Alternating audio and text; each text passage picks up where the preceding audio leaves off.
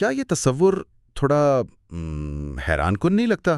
مطلب محض چند سو صفحات پر مشتمل ایک کتاب جو نصف صدی پرانی ہے، اور وہی ہمارے 24 کروڑ کی آبادی والے ملک کو انتشار سے بچانے کی واحد ضمانت ہے۔ ہاں بالکل، اور اگر ہم 1973 کے آئین کو محض قوانین کی ایک کتاب سمجھیں گے نا، تو یہ اس کے ساتھ بہت بڑی ناانصافی ہوگی۔ بالکل صحیح۔ در حقیقت یہ ایک پورے ریاستی نظام کا آپ کہہ لیں ایک سورس کوڈ ہے، اور آج کے اس تفصیلی جائزے میں ہم اپنے فراہم کردہ ذرائع کی مدد سے اسی بات کا گہرا مطالعہ کریں گے کہ یہ سسٹم کام کیسے کرتا ہے۔ جی، اور اس سورس کوڈ کو سمجھنے کا اصل لطف بھی اسی بات میں ہے۔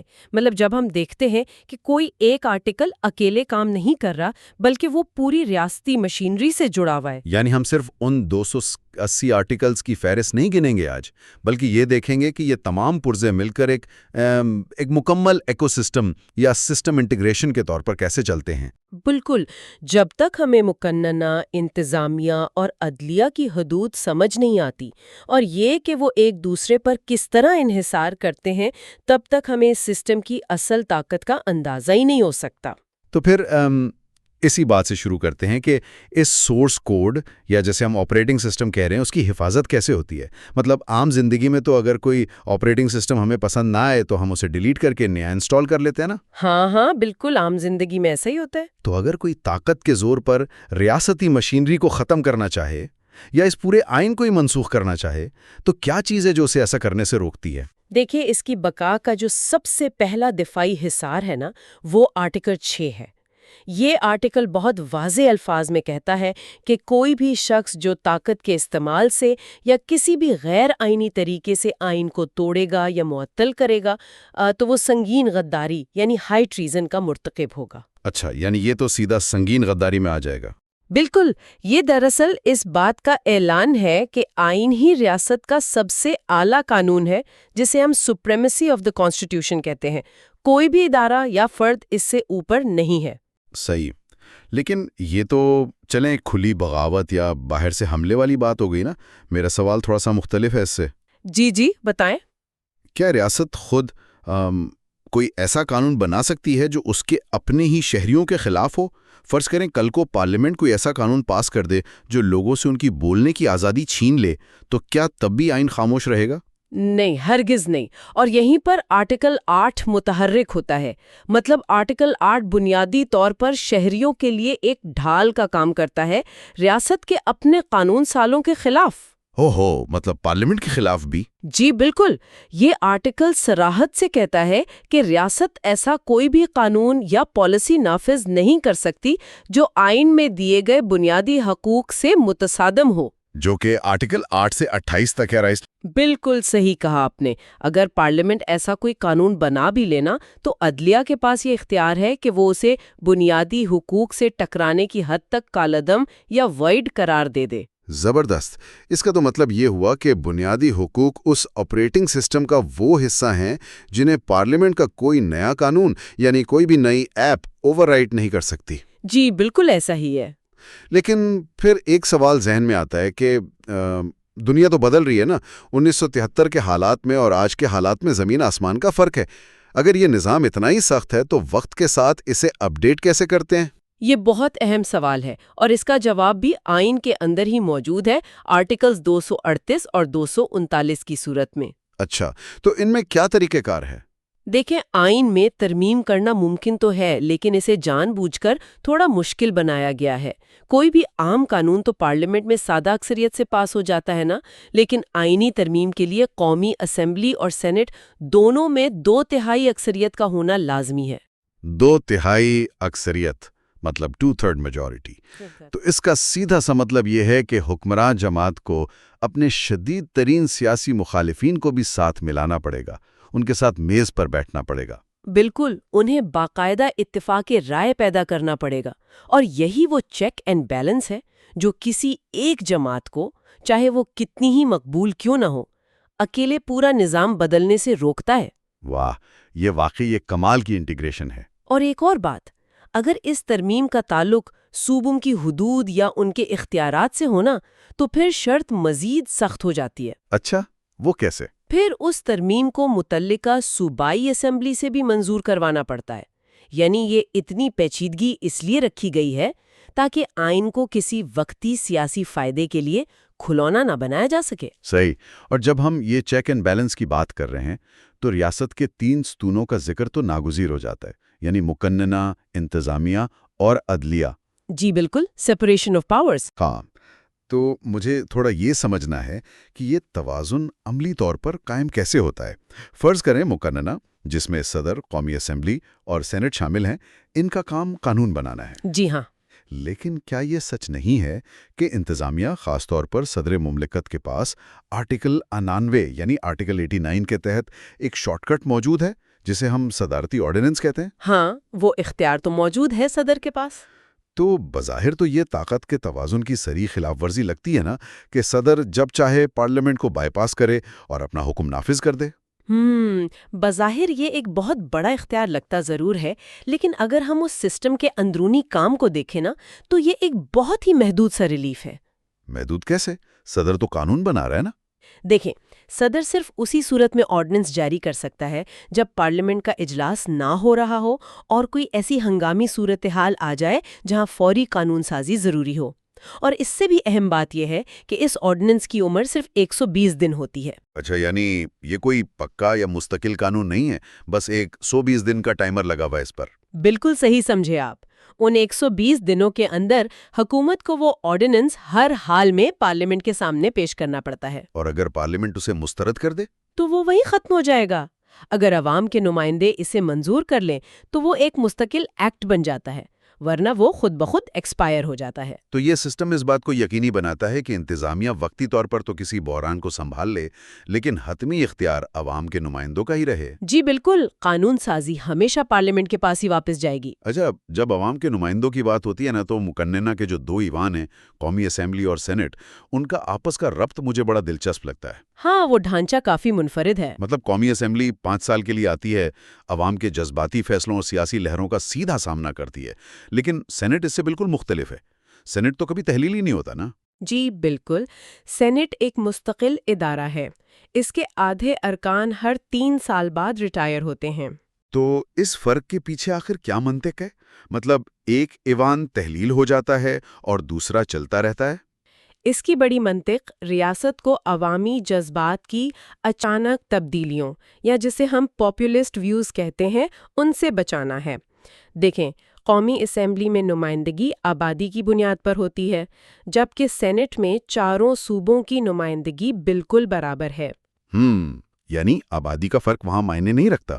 بالکل، سینٹ کا مستقل رہنا اس بات کی گارنٹی ہے کہ اگر قومی اسمبلی کسی اچانک سیاسی بحران کی وجہ سے ٹوٹ بھی جائے، تب بھی وفاق کی علامت کے طور پر ایوان بالا موجود رہے۔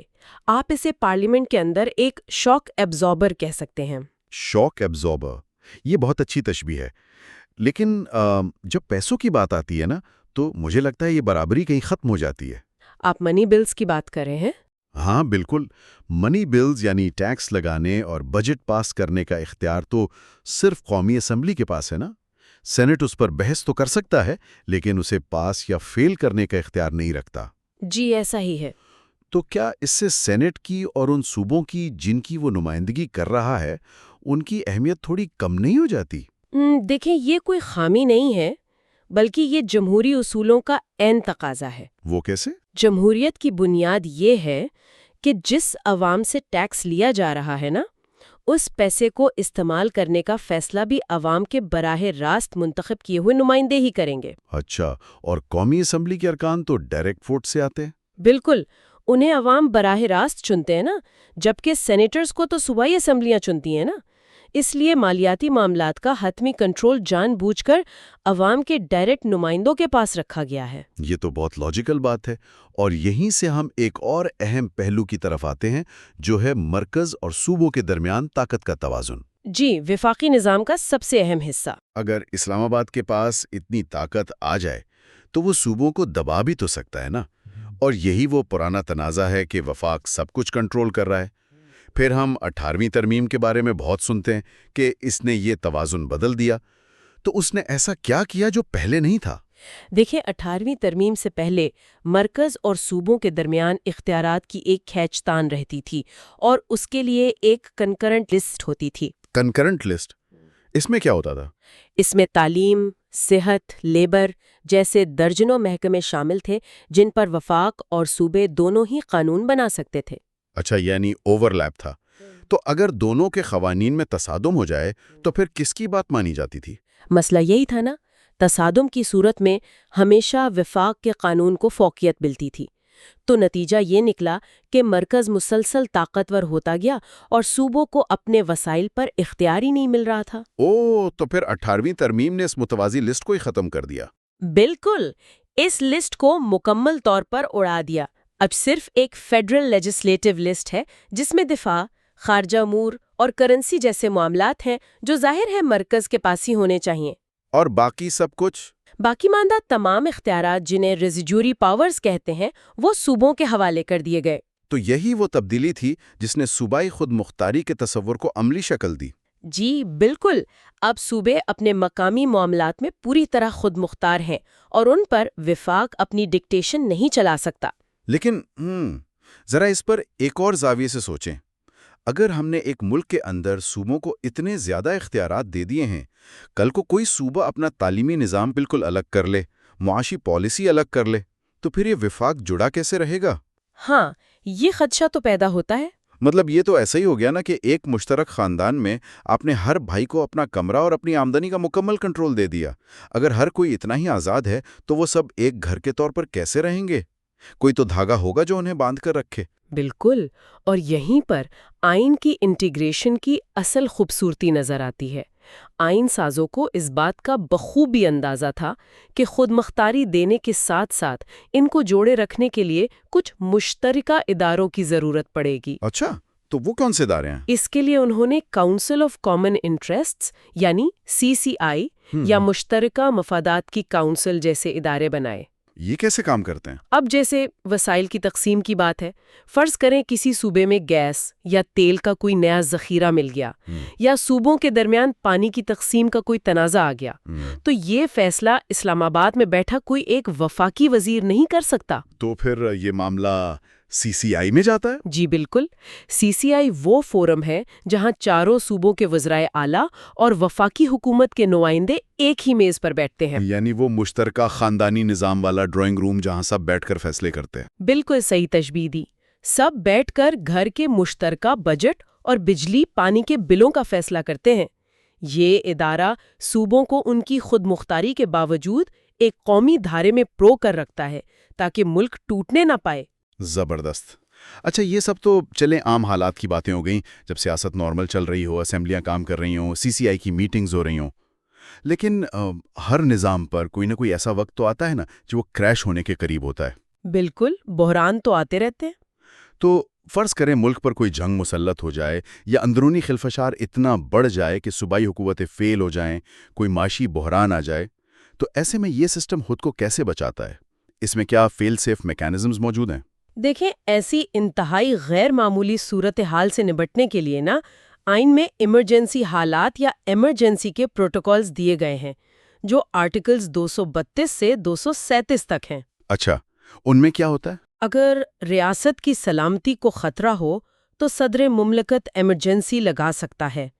ان حالات میں وفاقی حکومت صوبائی معاملات کا براہ راست کنٹرول سنبھال لیتی ہے اور شہریوں کے کچھ بنیادی حقوق بھی عارضی طور پر معطل کیے جا سکتے ہیں۔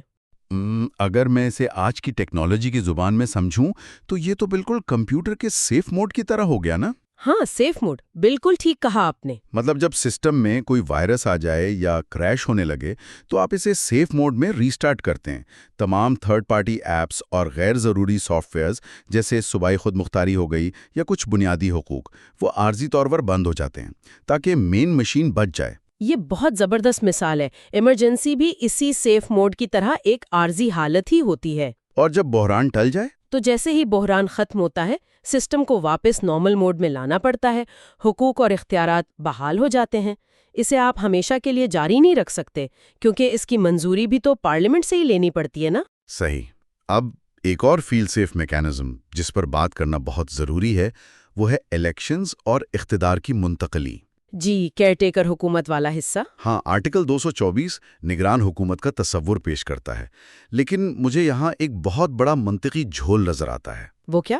دیکھیں، جمہوریت کی پوری عمارت اس بات پر کھڑی ہے کہ عوام کے منتخب لوگ فیصلے کریں گے، لیکن جیسے ہی ایک حکومت کے 5 سال پورے ہوتے ہیں، ہم الیکشن کروانے کے لیے پورا ملک، اس کی معیشت، سارا انتظام غیر منتخب لوگوں کے ہاتھ میں دے دیتے ہیں۔ کیا یہ قدم خود جمہوریت کی نفی نہیں ہے؟ ہم منتخب حکومت سے یہ الیکشن کیوں نہیں کرواتے؟ اگر ہم کسی بھی ترقی یافتہ جمہوریت کو دیکھیں نا، تو آپ کا یہ سوال بالکل ویلڈ لگتا ہے۔ وہاں ایسا نہیں ہوتا۔ تو پھر پاکستان میں ایسا کیوں ہے؟ ہمیں اسے اپنی سیاسی تاریخ اور زمینی حقائق کے تناظر میں دیکھنا ہوگا۔ یہ نگران سیٹ اپ دراصل ہمارے سسٹم میں موجود ایک بہت بڑے عدم اعتماد کا مقامی حل ہے۔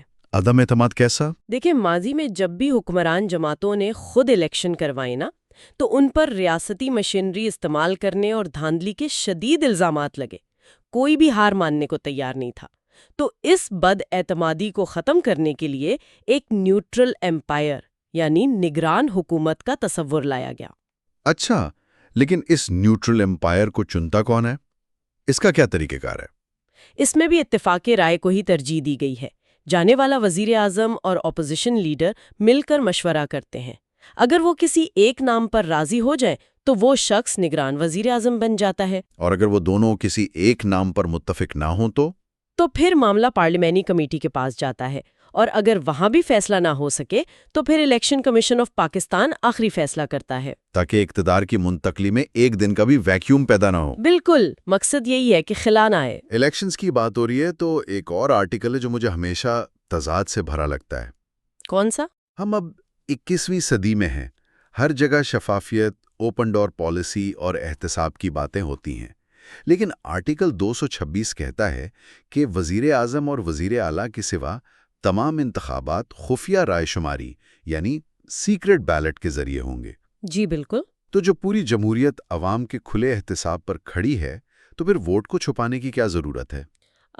بظاہر تو یہ تضاد لگتا ہے، لیکن اگر ہم اس کی تہ میں جائیں نا، تو یہ بھی شہریوں کے بنیادی حقوق کی حفاظت کا ہی ایک طریقہ ہے۔ وہ کیسے؟ اگر ہم اسے آرٹیکل 9 سے جوڑیں، جو ہر شہری کو تحفظ جان کا حق دیتا ہے، تو بات تھوڑی کلیئر ہو جاتی ہے۔ ذرا آپ ایک ایسے معاشرے کا تصور کریں جہاں جاگیردارانہ نظام بہت مضبوط ہو اور غریب اور امیر کا فرق بہت زیادہ ہو۔ صحیح۔ ایک غریب کسان اپنے طاقتور زمیندار کے خلاف کیسے کھڑا ہوگا، یا ایک عام ملازم اپنے باس کے دباؤ کے خلاف چاہ کر کیسے ووٹ دے گا؟ یعنی اگر ووٹ اوپن ہو گیا تو طاقتور یہ دیکھ لے گا کہ کس نے اسے ووٹ نہیں دیا، اور پھر ظاہری باتیں انتقامی کارروائیاں ہوں گی۔ بالکل یہی بات ہے۔ خفیہ رائے شماری دراصل ووٹر کو تحفظ دینے کا ایک نظام ہے۔ جمہوریت میں شفافیت اس بات کی ہونی چاہیے کہ الیکشن کا عمل کیسا تھا، بیلٹ باکس کی گنتی سب کے سامنے ہونی چاہیے، لیکن ووٹر کا اپنا انتخاب ہمیشہ خفیہ رہنا چاہیے، تاکہ وہ بغیر کسی ڈر یا لالچ کے اپنی مرضی کا اظہار کر سکے۔ جی بالکل۔